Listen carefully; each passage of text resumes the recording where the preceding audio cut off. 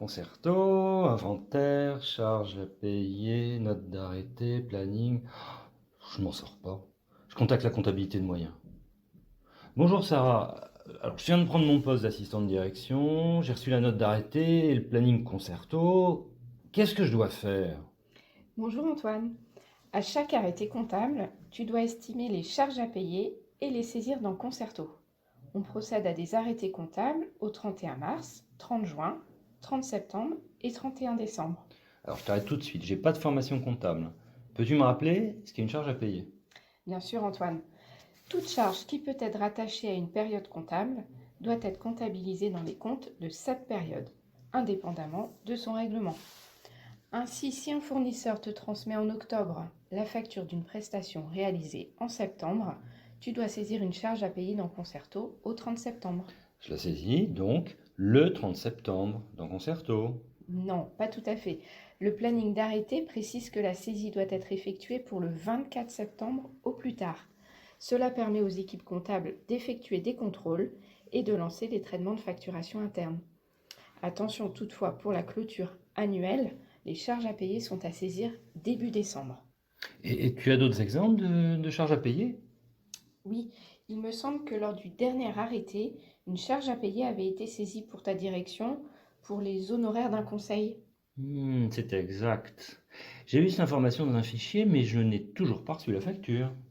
C'est justement la situation pour laquelle la charge à payer va devoir être saisie de nouveau, car après chaque arrêté, les charges à payer sont extournées dans Concerto. Extourné? Ça veut dire annulées. Ah. Je te donne un dernier exemple. Tu as peut-être saisi des factures dans Concerto, mais elles sont toujours à l'étape 707. Ça veut dire quoi? C'est James Bond? C'est l'étape du visa technique reçu. Si cela concerne une prestation réalisée avant le 30 septembre, il faut l'inventorier car elle n'est pas comptabilisée dans Concerto.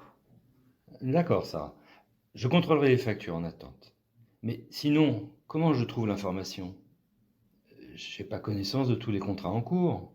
Ah, je peux m'appuyer sur le budget de ma structure. Attention Antoine, la comptabilité ce n'est pas le budget. Tu ne dois pas estimer ta charge à payer par abonnement au budget. Ton responsable hiérarchique ou le responsable budgétaire peut t'aider à identifier les charges à payer pour ta structure. La charge à payer doit être justifiée par un élément probant. C'est quoi, hein? Ça peut être par exemple une facture non saisie, un bon de commande, un devis signé ou encore un contrat pour une prestation récurrente. C'est plus clair.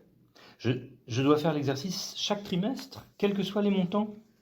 Effectivement, nous arrêtons les comptes chaque trimestre pour les besoins de reporting réglementaire et prudentiel. La situation comptable doit être la plus précise possible. Pour cela, les inventaires, c'est un processus trimestriel. Il existe cependant des seuils de saisie d'inventaire, suivant ta structure. Tu peux pour cela consulter la note d'arrêté dans Concerto.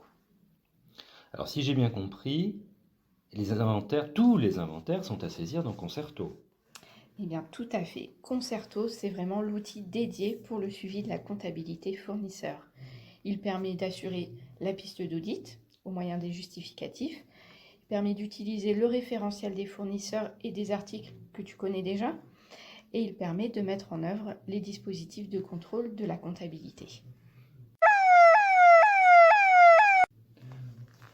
Concerto est fermé et je viens de recevoir une facture qui nécessite un inventaire. Comment faire? Bonjour Antoine, je suis Émilie, le teneur de comptabilité. Pas de panique, si Concerto est fermé, à la comptabilité, on peut saisir pour toi l'inventaire. Ah, cool. Mais par contre, manuellement, et je te précise que c'est un process dérogatoire et exceptionnel. Notre date limite, J+3 ouvrés. Ça veut dire quoi? C'est le 3 du mois? Non.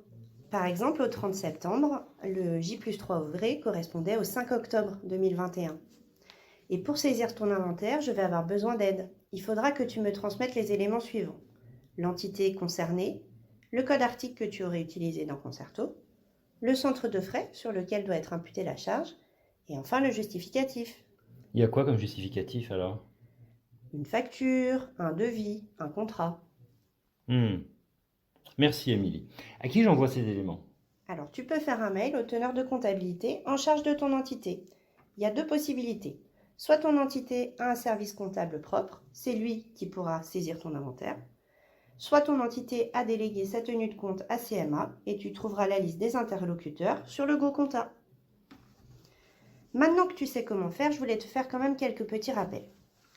Tout d'abord, l'inventaire qu'on va saisir à la compta, c'est un inventaire manuel. Ça veut dire que tu ne le verras pas dans Concerto et donc tu ne pourras pas le rapprocher de la facture. Ah oui, comme c'est le cas avec un inventaire Concerto. Tout à fait. Deuxième point, pour l'arrêté du 31/12, on a quelques spécificités. En effet, les traitements de facturation interne sont lancés mi-décembre pour déterminer les coûts de chaque prestation. Ah oui, c'est tout. Oui, c'est plus tôt que d'habitude. Une fois les traitements passés, il se peut que le centre de frais sur lequel tu souhaites comptabiliser ton inventaire ne soit plus imputable.